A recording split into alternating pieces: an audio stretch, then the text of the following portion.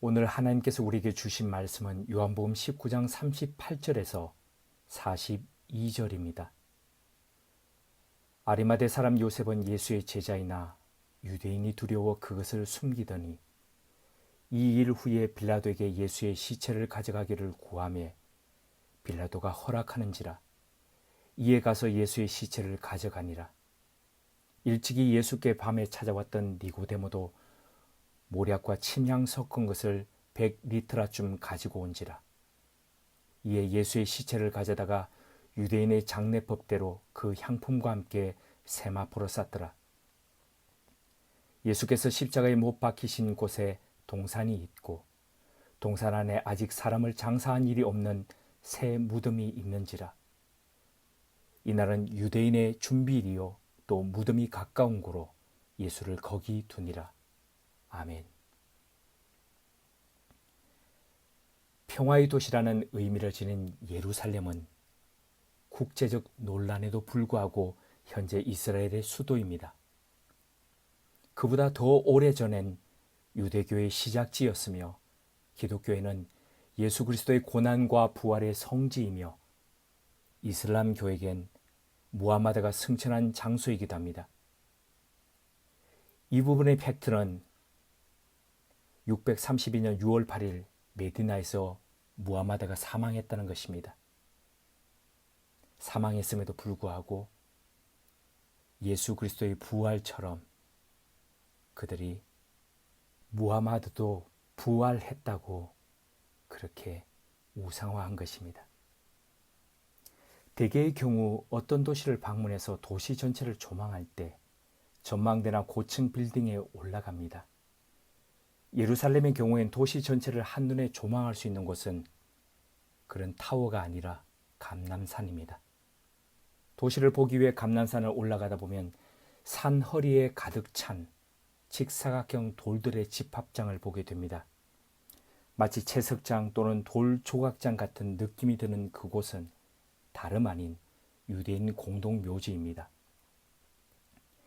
일명 유대인들이 가장 선호하고 묻히기를 원하는 명당인 셈입니다. 그런데 어떤 이유로 감람산은 최고의 명당이 되었을까요? 지금까지 7만여 개의 무덤이 들어섰고 또 현재도 무덤이 계속 늘어나고 있지만 감람산 묘지는 거의 포화 상태에 이르고 있습니다. 그렇다면 화장을 하거나 다른 곳에 매장을 하면 될 것을 왜 그렇게 하지 않을까요? 바로 이것이 감람산이 최고의 명당으로 꼽히는 이유와 연결되어 있습니다. 육체의 부활을 믿는 유대인들에게 화장은 용납되지 않습니다. 화장 자체가 금기 사항입니다. 그러니 여태껏 이스라엘에는 화장터가 없었습니다. 물론 드물게 화장하는 사람도 있었지만 이들은 주로 종교적이지 않은 사람들이 개인적인 신념으로 화장한 경우입니다. 종교적 신념이 화장을 허락지 않고 또 육체적 부활을 믿다 보니 유대인들은 하나같이 거룩한 성 예루살렘에 연하여 묻히기를 원했습니다. 가장 예루살렘 성 가까운 시신부터 부활한다고 믿기 때문입니다. 그러다 보니 감람산은 최고의 명당이 되었습니다. 한정된 장소에 원하는 사람은 많다 보니 현재는 유대인 중에서 엄격한 심사를 통해 자격이 있는 사람만 매장한다고 합니다. 예수님 당시에도 장례는 매장을 추구했지만 이웃한 이집트나 지배국인 로마와는 다른 매장법이었습니다. 이집트의 경우는 아시는 바와 같이 시신의 내장을 제거한 뒤에 방부 처리하는 일명 미라식 매장이었습니다.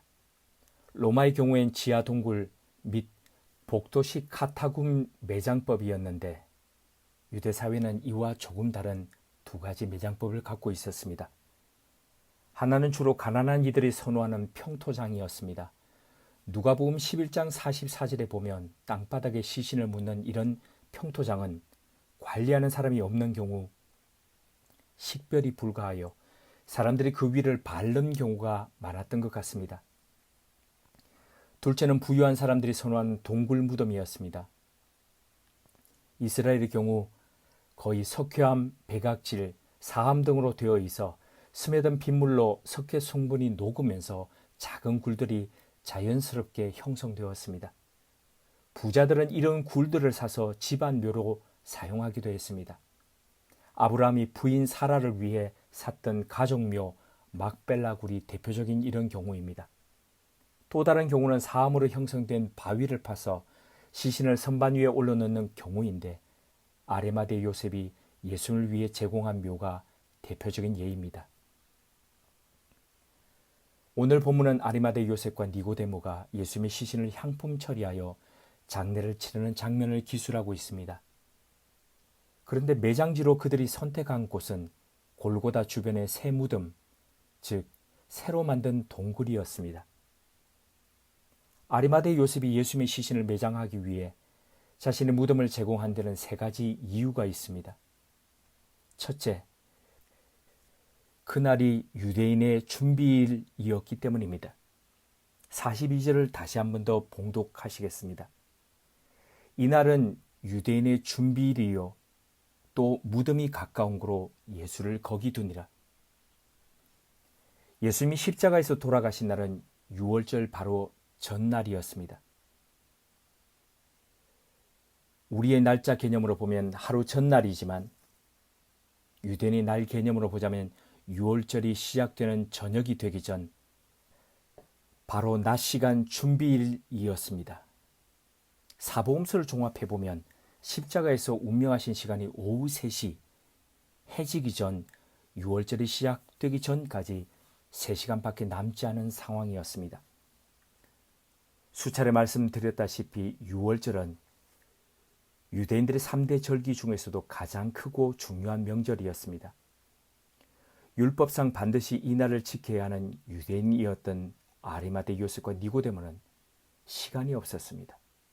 그래서 골고다 부근 언덕에 위치한 아리마대 요셉의 새 무덤에 장사했습니다. 둘째, 42절에서 언급한 것처럼 무덤이 처형장과 가까웠기 때문입니다. 첨부된 지도를 통해 보시는 바와 같이 십자가 처형장인 골고다는 예루살렘 성전 위 성 밖에 위치했습니다. 예수님을 감람산 중턱 공동묘지에 매장하려면 다시 성 안으로 들어가 기도론 시내를 건너 예루살렘 동쪽 구릉을 올라가야 했습니다. 명절을 맞아 수많은 유대인 순례객을 뚫고 도심을 통과한다는 것이 그들에겐 시간도 촉박했지만 여간 부담이 아니었을 겁니다. 셋째, 위 두 가지의 현실적인 이유와 더불어 매우 중요한 하나의 오묘한 이유가 여기엔 있습니다.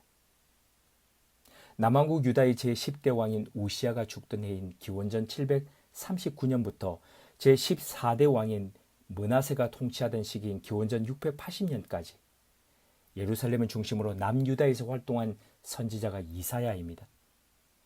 오실 메시아에 대한 가장 많은 예언이 기록되어 있는 이사야서에는 예수님의 죽음 이후 장래에 대해 이렇게 예언되어 있습니다.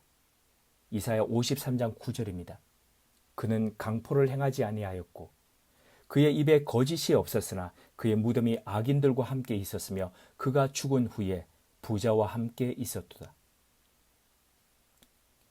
아리마대 요셉이 죽은 예수님을 위해 자신의 무덤을 제공한 것은 이사야 선지자가 했던 예언의 성취였습니다. 존귀한 공회 의원이었으며 하나님 나라의 도래를 고대했던 아리마대 요셉은 선하고 의로운 사람이었습니다. 동시에 은밀히 주님의 말씀을 따라 살아가던 씨름하던 동조자였습니다. 몇 주에 걸쳐 말씀드리지만 그가 예수님의 시신을 수습해 장례를 치르겠다는 것은 혹시라도 주어질 대제사장 무리의 보복과 제재를 받을 수 있는 위험을 감수한 행위였습니다. 그가 지니고 있던 부와 사회적 명예까지도 모두 잃을 수 있는 결단이었습니다. 그렇다면 그런 큰 위험을 안고 그는 왜 나사렛 예수의 시신을 요구했을 뿐 아니라 자신의 무덤을 예수께 제공했을까요? 그것은 그의 삶이 하나님 나라를 기다리던 신앙이었으며 그가 하나님의 말씀을 구현해가는 사람이었기 때문입니다. 그러기에 아리마대 요셉의 행위는 주의 여종이오니 말씀대로 내게 이루어지이다라며 자신의 인생을 하나님께 내어드린 동정녀 마리아의 결단과 같은 유의 행위였습니다. 나아가 이는 주님이 가르쳐 주신 기도의 한 부분처럼 나라가 임하옵시며 뜻이 하늘에서 이룬 것 같이 땅에서도 이루어지는 믿음의 행위였습니다. 인류의 죄를 위해 자신의 생명을 내어준 그리스도 예수님을 위해 자신의 모든 것을 걸었던 신앙의 행위였습니다. 장례 중 고인에게 입히는 옷을 일컬어 수의라고 합니다. 저의 유년 시절만 하더라도 동네 어르신들 중 많은 분들이 생전에 삼배로 만든 수의를 미리 준비하시던 기억이 있습니다. 수의를 생전에 준비해 둔다는 것은 떠날 준비를 한다는 의미인 동시에 남은 삶을 잘 마무리하겠다는 어른들의 마음의 표시였습니다. 부자요, 공의회원이었을 뿐 아니라 하나님 나라를 기다렸던 아리마대 요셉은 생전에 자신의 무덤을 준비했던 사람입니다. 무덤을 미리 준비했다고 해서 그가 수십 년간 피라미드를 건설하여 영생불사의 존재가 되겠다던 이집트의 파라오와 같았다는 의미는 전혀 아닙니다. 그만큼 오늘의 의미와 무게를 알고 한정된 삶을 종말난 쪽으로 살았다는 의미입니다. 그 결과 그의 출생 700년 전 선포된 이사야 선지자의 예언이 그의 삶을 통해 이루어지는 통로요 도구가 되었습니다. 그런데 많은 이들이 아리마대 요셉의 삶과 행동을 이렇게 종합적으로 바라보지 않습니다. 요한복음 19장 38절에 아리마대 사람 요셉은 예수의 제자이나 유대인이 두려워 그것을 숨기더니 라는 구절을 지극히 확대한 나머지 그를 회색 신앙자로 바라봅니다. 기회가 될 때마다 말씀드리지만 검은색과 흰색은 색채와 명도에 있어 분명한 경계를 가집니다. 이 색에서 저 색으로 가림은 반드시 통과하는 지점이 있습니다. 그게 두 색을 혼합한 회색 지대입니다. 신앙의 용어로 표현하자면 회색 지대는 의심의 시간이고 회의하는 때일 수 있습니다. 비신앙에서 신앙으로 가기 위해선 필히 거치는 지점입니다.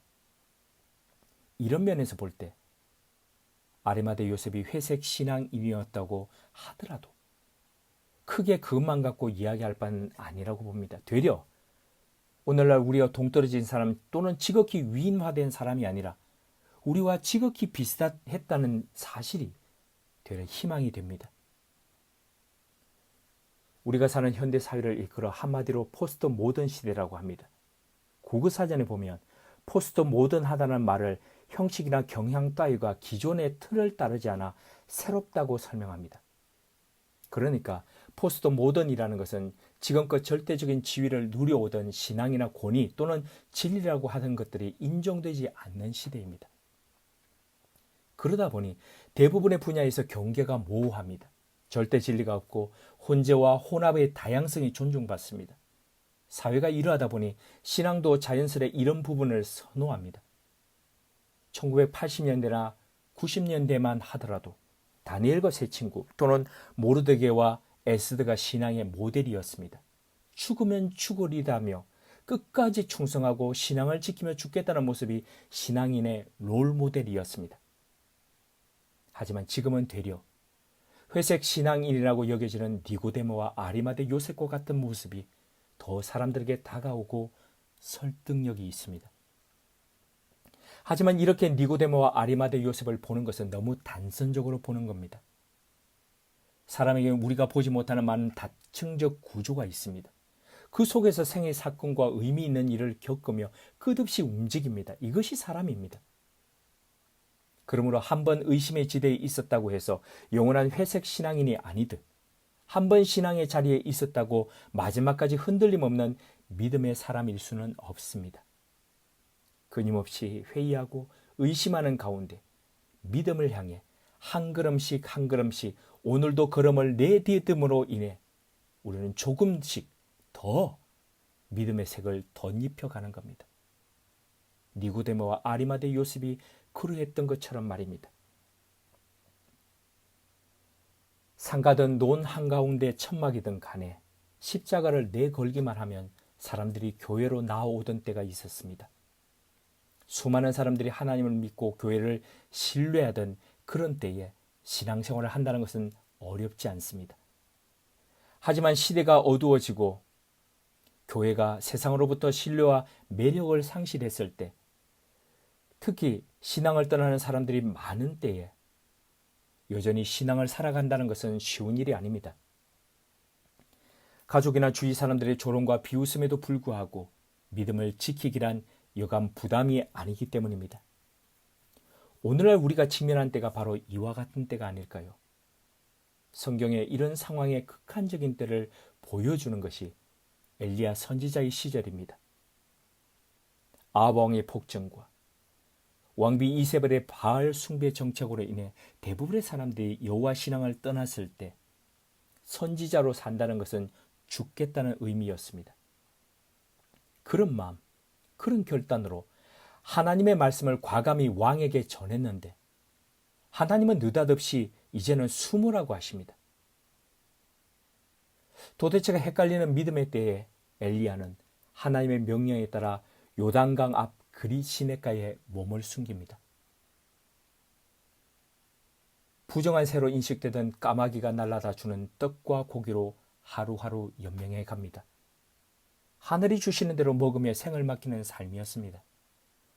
마치 모세를 기르시기 위해 유대인의 적이었던 바로의 공주를 사용하셨듯이 이방인에게 복음을 전하기 위해 그리스도인들을 제일 박해하던 청년 사울을 택하셔서 사도 바울로 세우시듯이 하나님은 불길한 새를 통해 하나님의 사람을 살려가셨습니다. 이 속에서 선지자 엘리야는 인간의 고정관념을 넘어 일하시는 하나님의 손길을 경험했습니다. 그런 속에서 언제는 외쳐라고 하셨다가 이제는 숨으라고 하시는 하나님의 변덕 앞에서도 그는 마음으로 순명할 수 있었습니다. 그리 시냇가에서 엘리야를 이렇게 훈련시키신 하나님은 마침내 그 시내를 마르게 하셨습니다. 하나님의 능력이라면 바위에서 생수가 터지게 해서라도 그 시내만은 마르지 않게 하실 수 있었습니다. 하지만 하나님은 예외를 허락지 않으시고 엘리야를 위기 앞에 세우셨습니다. 그리고 느닷없이 시돈의 한 여인을 찾아가게 하셨습니다. 그리 시냇가에서 사르밧까지는 120km, 사막 같은 광야를 지나야 했습니다. 충분한 물도 양식도 준비해 주심 없이 그냥 떠나라 하십니다. 이때 엘리야의 심정이 어떠했겠습니까? 피곤하고 지쳤는데 오랫동안 비가 내리지 않은 광야의 땡볕을 걸어가라고 하시니 얼마나 힘들고 또 섭섭했겠습니까? 하지만 그럼에도 불구하고 하나님은 엘리야로 떠나가게 하셨고 엘리야는 군말 없이 순명했습니다. 그런데 문제는 말씀하신 시돈의 한 여인에게 도착해 보니 부자는커녕 형편이 말이 아니었습니다. 홀로 된 여인이 자식을 먹여 살리기에도 버거워하고 있었습니다. 얼마나 기가 막힙니까? 그런데 더 기가 막힌 것은 그 하나님의 그 선지자 아닙니까? 가난한 여인의 마음을 잘 알 것 같은 엘리야가 불쌍한 그녀에게 한 말입니다. 열왕기상 17장 10절에서 11절입니다. 그가 일어나 사르밧으로 가서 성문에 이를 때에 한 과부가 그곳에서 나뭇가지를 줍는지라. 이에 불러 이르되 청하건대 그릇에 물을 조금 가져다가 내가 마시게 하라. 그가 가지러 갈 때에 엘리야가 그를 불러 이르되 청하건대 내 손에 떡 한 조각을 내게로 가져오라.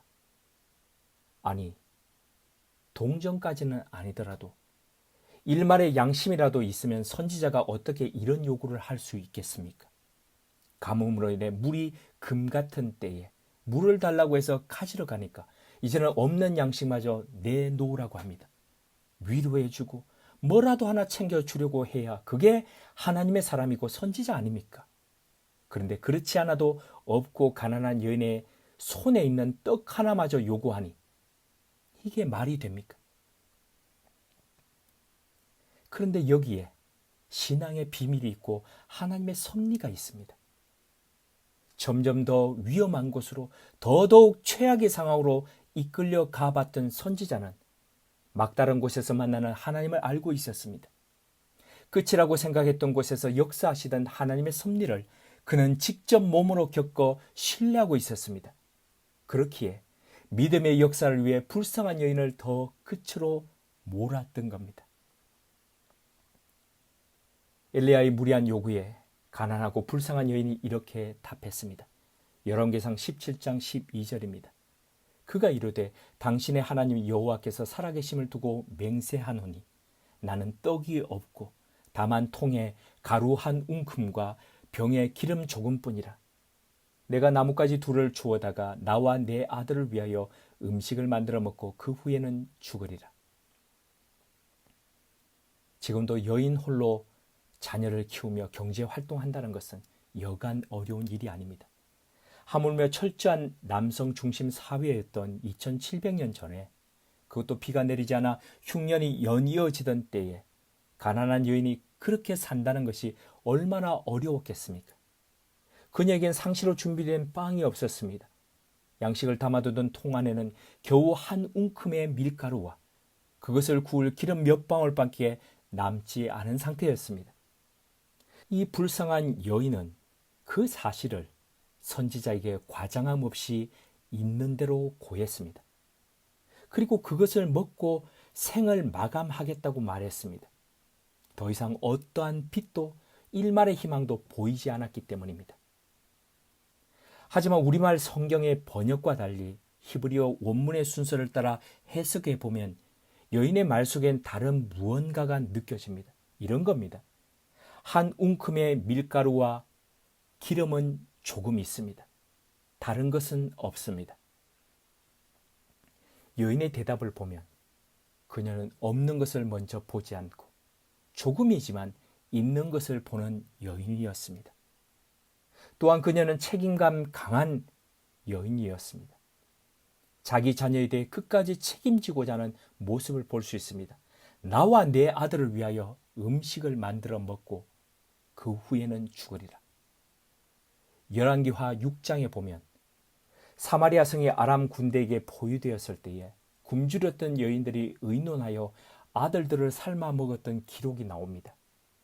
자기 살기 위해 자식이라도 희생시키며 잡아먹던 비슷한 시대의 어머니들에 비해 이 여인은 마지막까지 자기 아들을 위해 최선을 다하던 책임감 강한 어머니였습니다. 곤란한 중에도 할 수 있는 부분을 다하고 책임을 다하던 사람, 없는 중에도 조금이라도 있는 부분을 바라보며 사실을 직시하던 사람, 바로 이 사람이 시돈의 가난한 여인이었고 아리마대 요셉이었습니다. 선지자 엘리야는 이 여인의 대답을 경청한 뒤 이렇게 말했습니다. 열왕기상 17장 13절에서 14절입니다. 엘리야가 그에게 이르되 두려워하지 말고 가서 내 말대로 하려니와 먼저 그것으로 나를 위하여 작은 떡 한 개를 만들어 내게로 가져오고 그 후에 너와 내 아들을 위하여 만들라. 이스라엘 하나님 여호와의 말씀이 나 여호와가 비를 지면에 내리는 날까지 그 통에 가루가 떨어지지 아니하고 그 병에 기름이 없어지지 아니하리라 하셨느니라. 엘리야의 말을 보면 두려워하지 말라고 합니다. 왜냐하면 누가 봐도 막막하고 두려운 상황인데 엘리야의 요청은 상황을 더 두렵게 만드는 일이었기 때문입니다. 그리고 선지자는 먼저라는 단어를 말했습니다. 먼저 나를 위하여 내게로 가져오라. 우리라면 이러한 요청에 어떻게 반응하겠습니까? 아마 대동소이할 겁니다.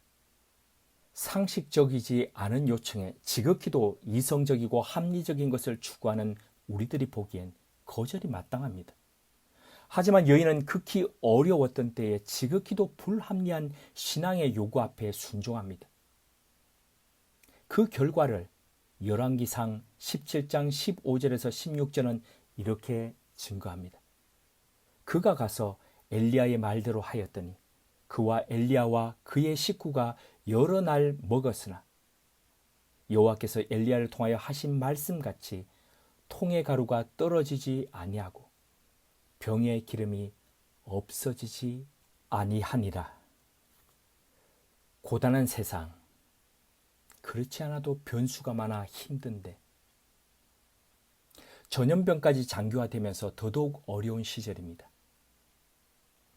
본인들은 나라를 위한 일이었다고 힘주어 말하지만 극우화된 교회와 그리스도인들의 방역의 비협조적인 행위와 일탈 행위로 인해 교회에 대한 인식과 신뢰는 이 땅에 기독교가 전해진 이래 최저 밑바닥을 내달리고 있습니다. 이런 가운데 탈기독교화, 탈신앙화는 10대와 20대, 30대 속에서 가속화되고 있습니다. 지난 주 중에 만난 한 장로님은 제게 이렇게 하소연했습니다.